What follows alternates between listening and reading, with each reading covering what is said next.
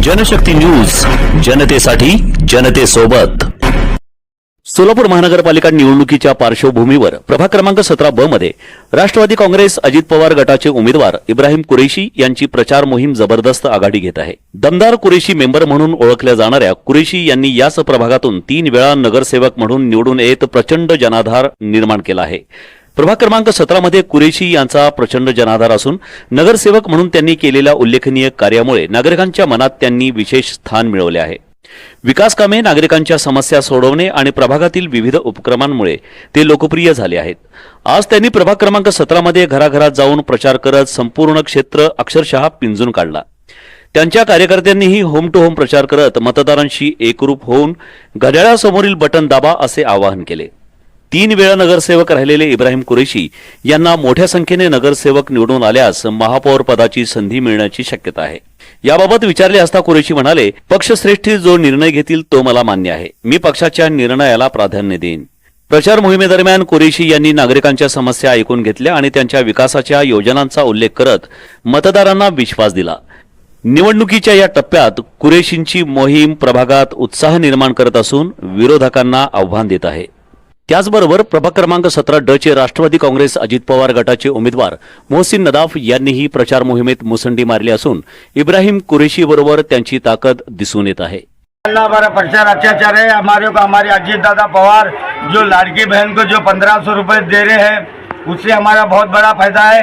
हमारी माँ बहनों भी लाड़की बहन के जो महीने को हमारे को 1500 आते और हमारे अजीत दादा का कहना है कि हमारी महाराष्ट्र में महानगर पालिका में सरकार आएंगे तो हम 2100 रुपये हमारी माँ बहनों को देंगे, ऐसा हमारे अजीत दादा पवार ने कहा है।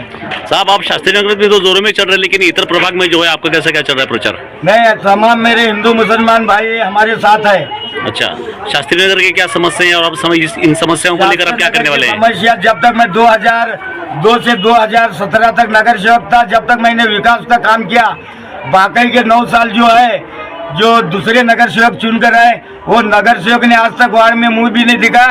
इंशाल्लाह ये लोग हमको चारों के पैनल को चुन को देंगे और चारों पैनल पूरे प्रभाग का काम करेंगे, ऐसी मैं उम्मीद करता हूँ। सर, पैनल में से सिर्फ आप 2 ही दिख रहे हैं अभी बाकी के 2 किधर हैं? 2 लेडीज महिला लेकर पद यात्रा करें। अच्छा, लेडीज लेकर फिर रहे, जेंट्स हम जेंट्स से लेकर फिर रहे। अच्छा, आप क्या बोलेंगे मोहसिन भाई? यानी अस्सलाम वालेकुम, नमस्कार, जय भीम। मैं प्रभाग 17 की आवाम से मैं एक गुजारिश करना चाहता हूँ। यहाँ पर बहुत अच्छा माहौल है राष्ट्रवादी का पैनल इंशाल्लाह निकल गया, समझो भी निकल गया। 16 तारीख को इंशाल्लाह गुलाल हम ही उड़ाएंगे। आने वाले जो भी विकास के काम रहते हैं हम पूरा करेंगे। अब जो लाड़की बहन योजना का जो काम है, जो अजीत दादा ने जो लाया है योजना, ये जो अल्हम्दुलिल्लाह बहुत अच्छा चल रहा है, बहुत अच्छा प्रति आप लोगों को उत्साह मिल रहा है। उसका जहाँ भी हम जा रहे हैं अल्लाह का ऐसा बहुत अच्छा रिस्पॉन्स मिल रहा है। तो आने वाली सरकार हमारी इंशाल्लाह कभी बैठेंगी महापालिका में, पूरे महाराष्ट्र में कभी बैठेंगी तो 21 रुपये दिया जाएगा। ये हम जनता से आह्वान कर रहे हैं, यही बोलेंगे। और जो भी विकास के काम रहते हैं विकास की राह पे चल रहे हैं, एक दास प्रभा का जो विकास। अच्छा, मेंबर साहब, राष्ट्रवादी काँग्रेसचे जर उमेदवार जास्त मोठ्या प्रमाणात जर आले महानगरपालिकेमध्ये निवडून आणि जर तुम्ही महापौर पदाचा दावा करू शकता, कारण तुम्ही मागच्या खेपेमध्ये 2 वेळा, मला वाटतं 3 वेळा निवडून आला तुम्ही। 3 वेळा तुम्ही निवडून आलेला आहात आणि राष्ट्रवादी काँग्रेसचे एक मुरब्बी नेता म्हणून सध्या तुम्ही शास्त्रीनगरमध्येच नाही तर सोलापूरमध्ये प्रसिद्ध आहात। तर जर तुमच्या मोठ्या प्रमाणात उमेदवार निवडून आल्यानंतर तुम्ही महापौरचा दावा करणार का?